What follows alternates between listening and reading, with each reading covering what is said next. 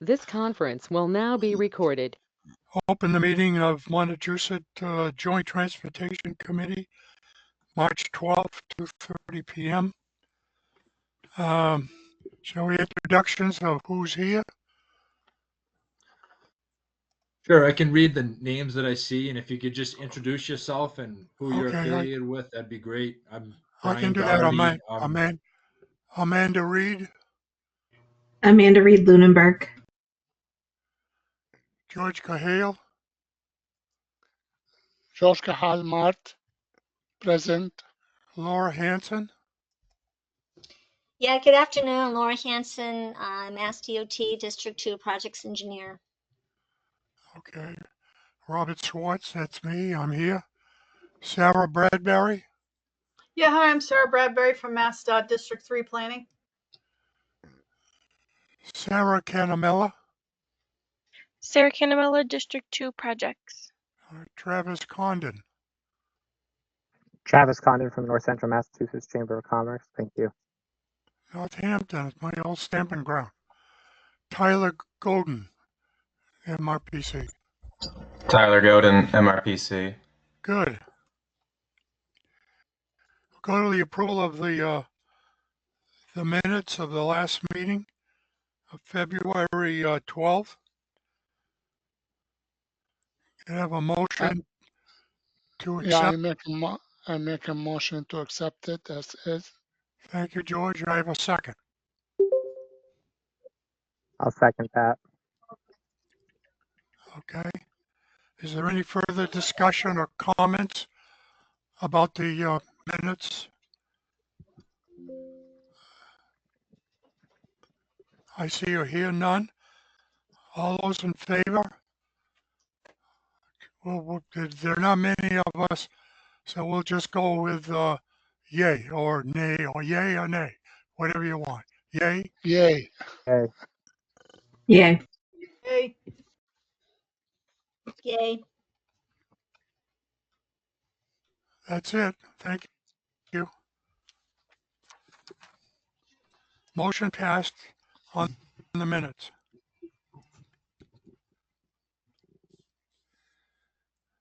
Fiscal year 26 through 2030 Transportation Improvement Program TIP. Yep, and I can take this one. Okay, Brian. Continuing on with our development of the TIP in both the Transportation Improvement Program and our Unified Planning Work Program, as we have the last few months. As for the TIP, we're at the point in the schedule where we've reviewed with this group project statuses of all our regional target priority projects. We've followed up with various project proponents and design consultants over the last few months. We've reviewed with this group last month. I think we went over the valuation criteria with the projects. The plan is to have a full draft in place in April, which we'll discuss at April's meeting. Today, the focus will be on the regional target section, which the MPO has discretion over project placement. What the idea will be is to come to a consensus on a scenario for project placement.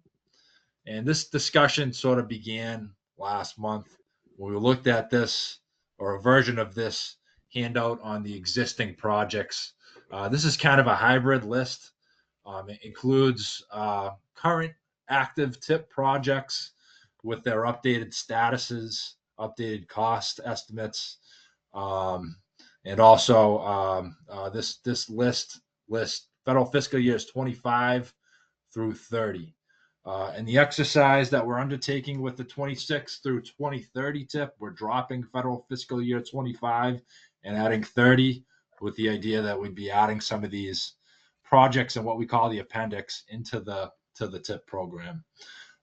So today I have a few scenarios to look at, but before we get into that, I'll briefly review what we reviewed last month in terms of project statuses. In 2025 in Leominster, reconstruction rehab of Route 12. This project's on schedule. It looks good. It'll be off our list. We're going to drop 2025 and add 2030. As for the Harvard resurfacing and box widening on Air Road project, As I mentioned last month, we do not anticipate the design to be far enough along to place this in 2025. So within this exercise, we'll be looking to move this back 1 year. And that's due to delays in gaining the right of way. There's still work to be done. We do not believe it will be ready for 2025. Currently, it's placed over 2 construction seasons, advanced constructed over 25 and 26. In the scenarios we look at today, we'll be looking at moving this project back. In 2026, along with the second portion of that Harvard project, we have Ashburnham listed on Route 101. Again, due to issues with design, we'll be looking to move this back at least 1 year. In this case, environmental regulation obligations in the design process have led us to believe that it would be a much better fit for 2026. So in the scenarios we look at, again, we'll be looking at moving this project back. In 27, the Templeton Reconstruction of 68 project. Again, this project has been a topic of discussion over the years. It's recommended again to move this project back possibly a few years and possibly off the listing into the appendix. If you remember some of the background on this project, it's been around for a number of years. I think it was originally placed in 2021 or 22 in a previous tip, and slowly, consistently, it's moved back. There's been a stall in the design. It's stuck at 25%. We've been in contact with, along with District 2, they've been in contact with the community, with their design consultant, and it doesn't seem to be budging. So we certainly don't feel comfortable adding this in 2027. We'll be looking to push this back in our scenarios today, considering the design status on this project. In 27, currently also with the Templeton project, we have Clinton reconstruction of Sterling Street, which is on schedule. Athol intersection improvements on 2A and Brookside Road, which is on schedule. Of note right now, with the current cost estimates in our target allotment, we are actually over our target in 2027. So in any event, we need to be fiscally constrained, so we would have to make a change. We'll discuss that in our scenarios. In 2028, the second half of the Templeton project, as I mentioned, we'll be looking to move back, along with Fitchburg reconstruction of John Fitch Highway, which is on schedule for 28. Sterling intersection improvements 140 and 62, again on its schedule. In 2029, we have 3 projects: Air Road Rehab at 2A and 111, Athol sidewalk installation on Templeton Road, which and intersection improvements at Blair Square, all on schedule. In 2030, that is our new federal fiscal year. We'll be considering project placements, and we'll be looking at moving ahead some of these appendix projects. Some of them are ready to be placed as early as 2030, and some of them are on our list right now. It's not recommended to move them forward because of design. So that is kind of the base information we're going off of. And the idea is to come to a consensus today on some of the following scenarios. So we have 2 scenarios today, and really there's 100 different variations of this we can get into, and we looked into a lot of different things, but really there's 2 that stand out that are obvious candidates to move forward for consideration and developing into the draft tip. Scenario 1 you see here moves 4 projects back and 1 project from the appendix into federal fiscal year 2030. Unfortunately, it is necessary to move some of these projects back. This has been a theme in recent years. It's kind of the same across the state. People have been dealing with these design issues and delays in projects, and we do the best we can to fit projects where they will be ready. And each year we revamp this list and look at scenarios. So nothing's written in stone forever. We'll be looking at this again next year. It's sort of a fluid process. In any event, scenario 1, as I mentioned, the Harvard project, we'll be moving that back into from where it currently is in 2025 and 26, back 1 year to 26 and 27 in this scenario. This allows us to spend out our full target allotment in 2026, which is always a goal of ours. And as I mentioned, we'll carry the small remainder of that project in 2027, along with the Ashburnham project, which is currently listed in 26. We'll move that project back. The Clinton project, reconstruction of Sterling Street on 62, currently that is in 27. In this scenario, we'll keep it there. It's on schedule. Everything looks good. Be a balance of about 7% in 2027, 815,000 on a target allotment. 2028, Athol intersection improvements 2A and Brookside Road. This is a bit of a casualty. Currently, it's listed in 2027. Even though there's no design issues with this project, by virtue of moving some of the projects ahead of it back, namely Harvard and Ashburnham, it affects the list. We need to be fiscally constrained within each federal fiscal year. We were not able to keep this in federal fiscal year 2027 because that would put us over our target allotment. Nonetheless, it is just 1 year. That could be a minor difference. It's still a few years away. Typically what happens, we need to be sure that a project will be ready in a given fiscal year, meaning go out to a bid for that fiscal year within that fiscal year. Even though we moved this project 1 year back, theoretically it could be only, like 6 months or 3 months behind schedule. The difference of placing it out for advertisement in July of 27 as opposed to, September or October of 27.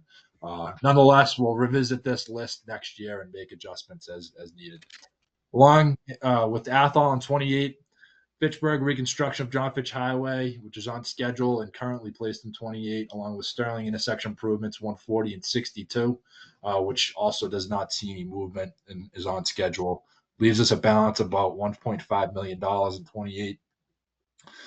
In 2029, the Templeton project, which is currently listed over 2 years in 27 and 28, we're suggesting moving that back 2 years in this scenario into 29 and 30. You can see a portion listed in 29 and a portion listed in 2030.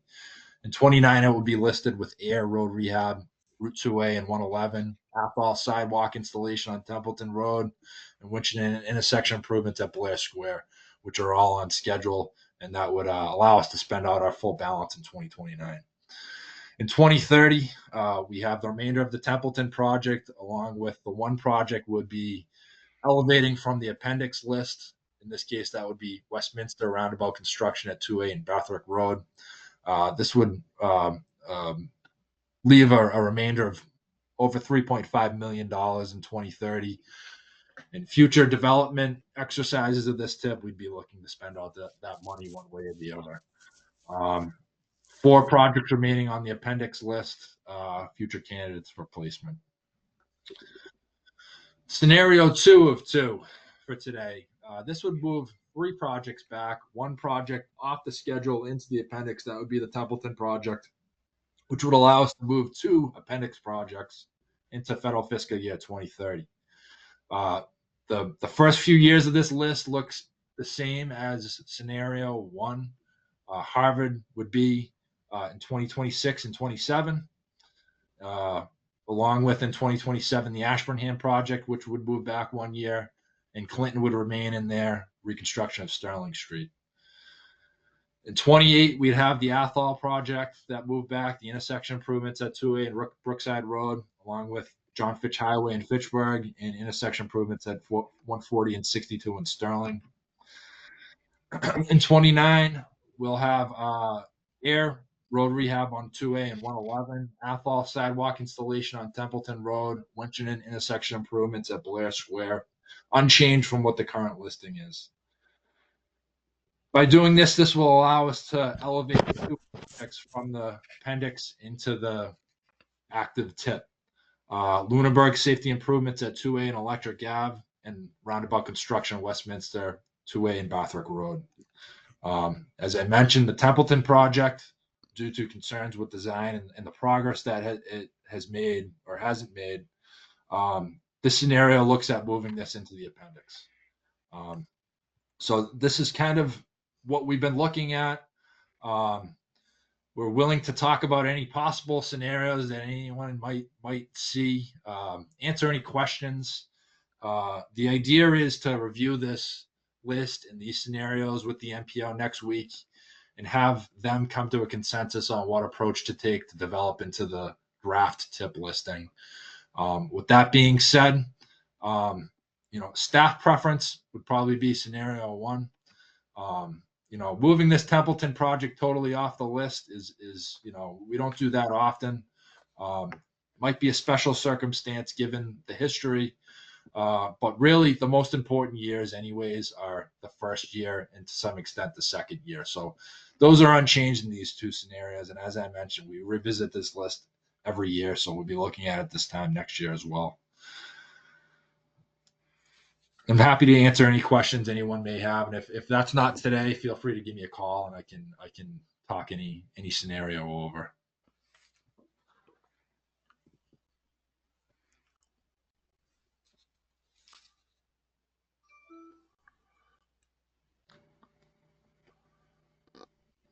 Sounds like no comments from anybody. Okay, that's fine. Like I mentioned, we'll be assuming no major changes to these statuses or costs. We'll be reviewing this list with the MPO next week with the idea of creating a draft tip for review in April, as we typically do. So Brian, do we want to make a motion to adopt or to recommend, excuse me, to the MPO scenario one? That would be staff's recommendation. Of course, JTC, whatever you please. You could either that, or you could follow up with me later individually. That's fine too. But there's not an absolute necessary need to come to consensus today. Okay. But just to kind of let you know what we're seeing. Well, we'll go on to the next item then. Fiscal year 26 Unified Planning Work Program. All right, so this is, yep, I'll take this too. So this is the major item we're working on typically in the springtime. This is basically the MPO's staff's work program for federal fiscal year 26. So the Transportation Department at Montachusett Regional Planning Commission, we serve as the MPO staff. We're required to have a work program. This is a federally required document. We've been reviewing some of this with the group over the last few months. We plan on following a similar schedule as the TIP. We'll put out a draft to members in April for consideration of release for public comment. Come back in the May meeting of the MPO and endorse the federal fiscal year 26 Unified Planning Work Program. In the spirit of reviewing everything with the JTC, we have a draft of table of contents for members today. Again, the point of this is to just keep everyone abreast of what we're up to. And if there's any feedback from this group, either today or in the future, please feel free to reach out to us. You can see this is the table of contents of the document. There's a number of different analysis and reporting we're required to do as part of this. This is federal regulations. So a big chunk of this document covers that. And then you get into, and I apologize if it's hard to see, the individual tasks. Basically, these are the projects that staff will be working on next year.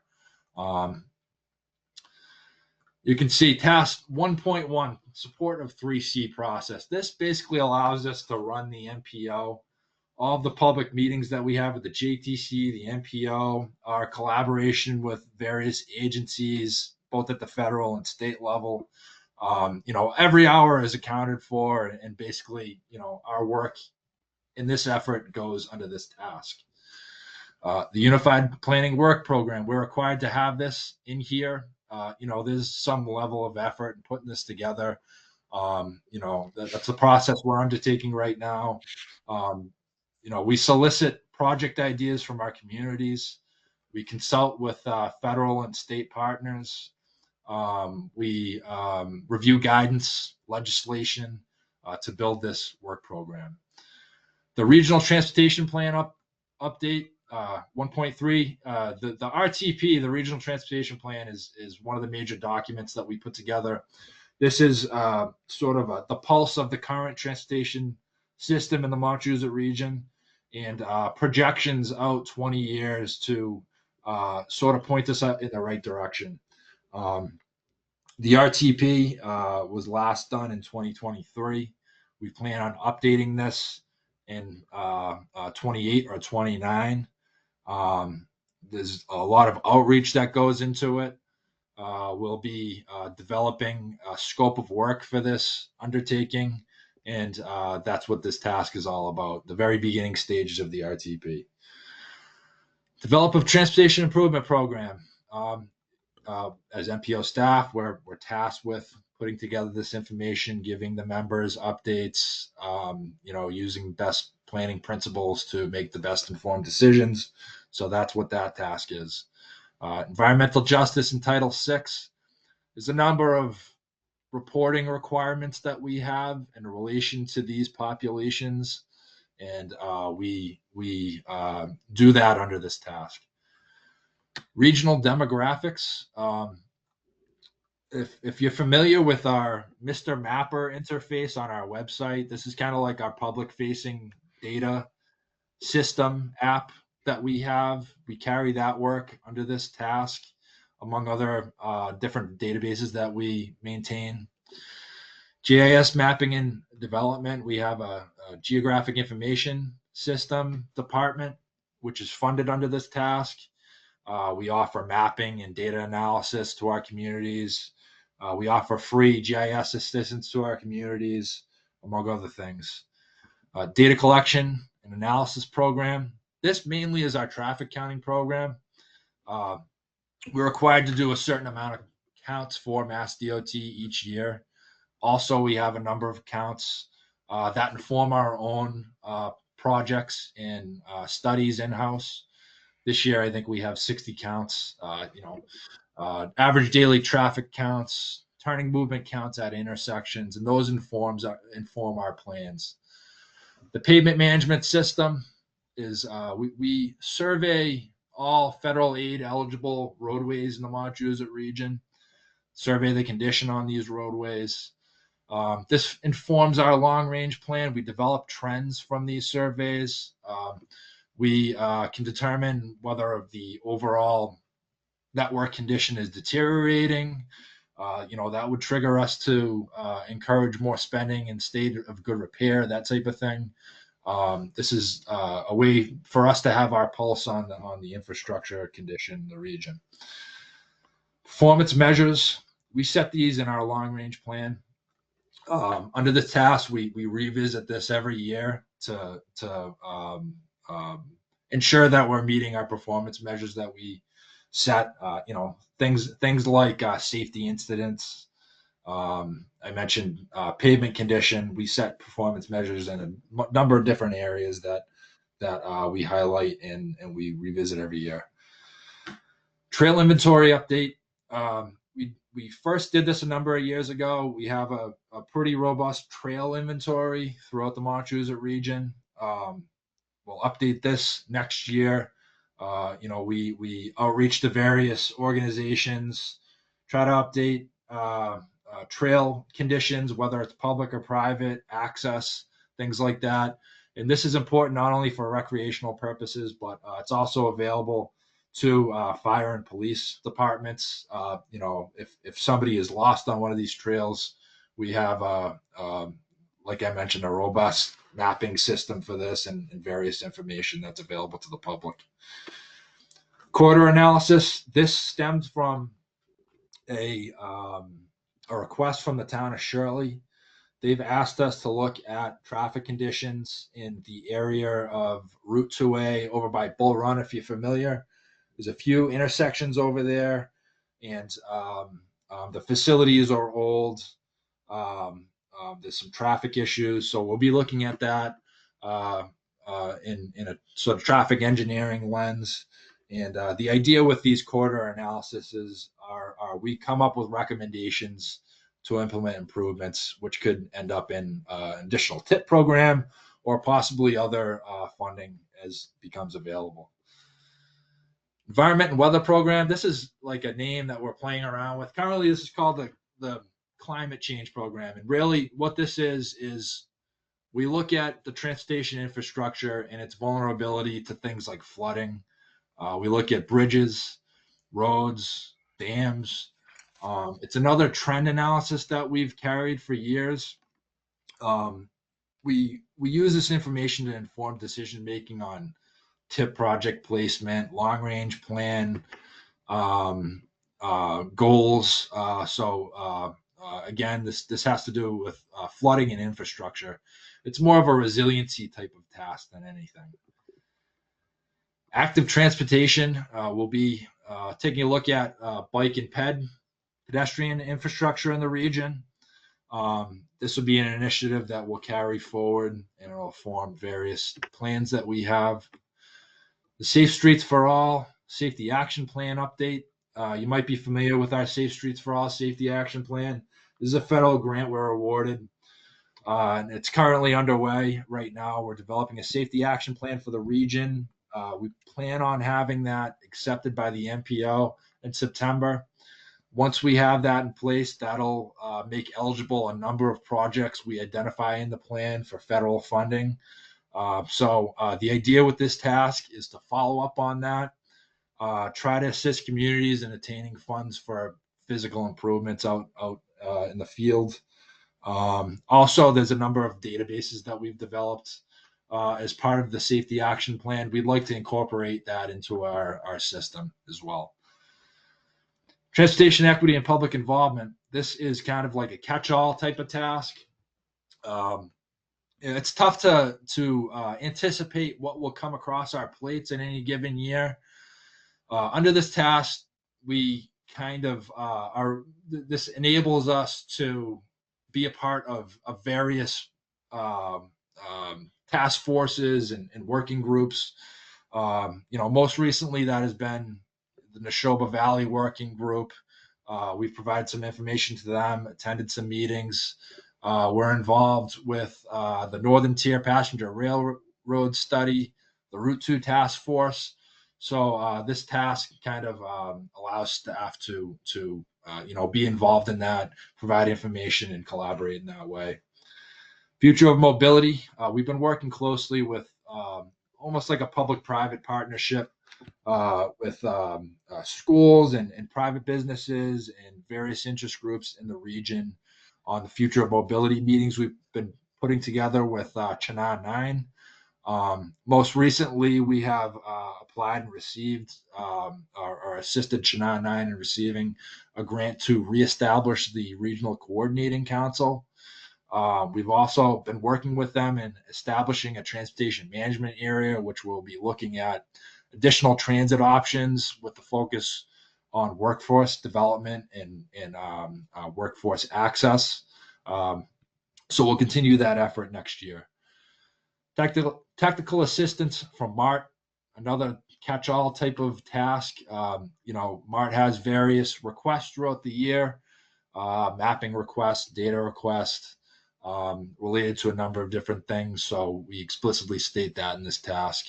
And finally, the Transit Resource Guide. This is another request that, upon consultation with MART, there's really a need for a central clearinghouse database type of document that lists all the transit resources in the region. And the idea is not just to use this in-house, but eventually this would be accessible to the public. It'd be nice to have a one-stop shop to tell you how to get from point A to point B. That includes everything from RTA buses, MBTA commuter rail, other possible future options from the TMA, that type of thing. So as I mentioned, this is sort of our work program for next year. It's a federally required document. We've been reviewing this material with the JTC and the NPO. Always willing to solicit feedback on these projects. The idea is, as I mentioned, to develop these tasks, thrush them out a little bit more. We'll have a full draft available for review next month, at which point we will put that out for public comment and come back in May and endorse.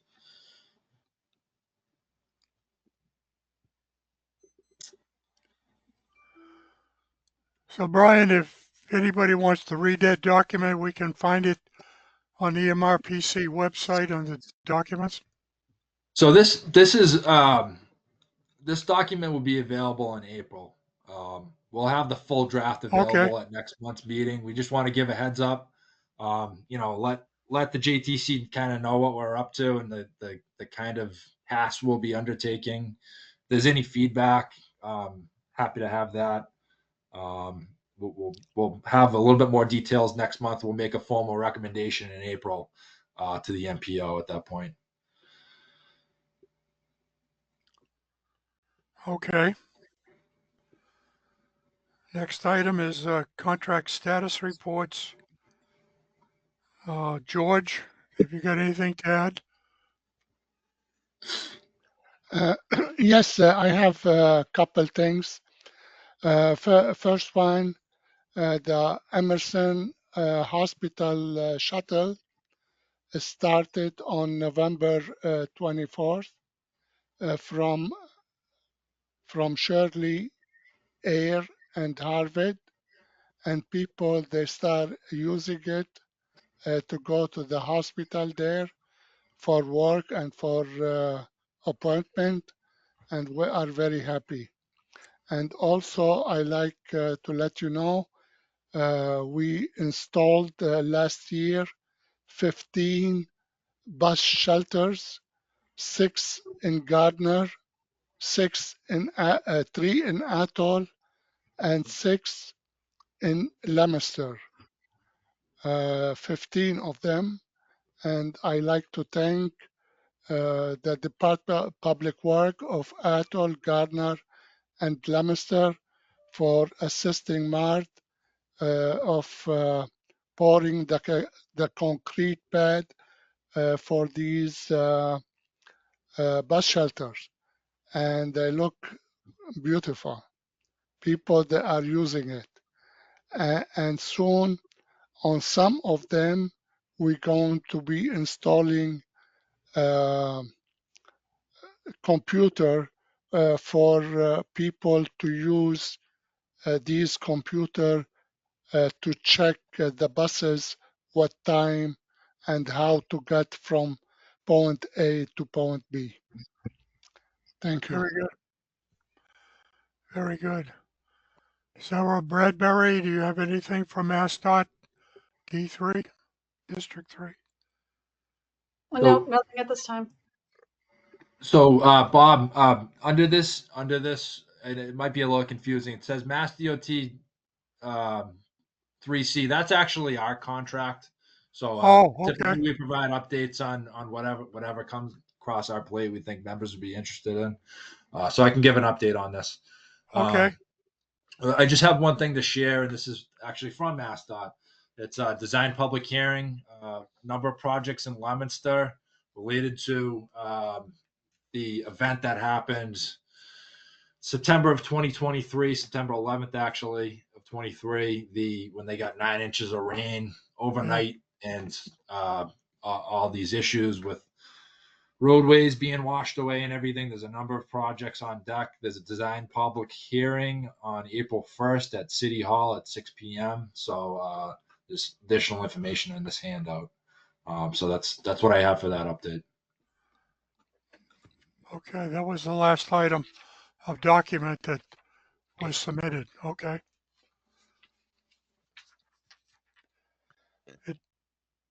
Administrative matters. Next meeting is April 9th at 2:30. Correct. And I also have open meeting law changes on this. Yeah, I'm interested in those. I don't know if anyone has any inside information, but the current law, the current extension of the law that allows us to do this remotely fully ends on March 31st. we've heard that there's a few different pieces of legislation working its way through. One of it which would make this current situation permanent, and another that would, require us to do the hybrid meetings with members present and hybrid access and everything like that. In any event, theoretically, we could be holding this meeting in person next month. Obviously, we would follow up on that. This hasn't been the case in over 5 years, so feels foreign. But does anyone have any additional feedback on that? I understand there are 2 bills that are going through the legislature. And I just hope that they both get passed, my personal opinion. And if we want to ensure that, it would behoove each of us to write letters to our local reps and ask them to support those bills when they go through. Yeah, I agree, and especially as it relates to a regional body like this. I know not everyone's down the street from our offices.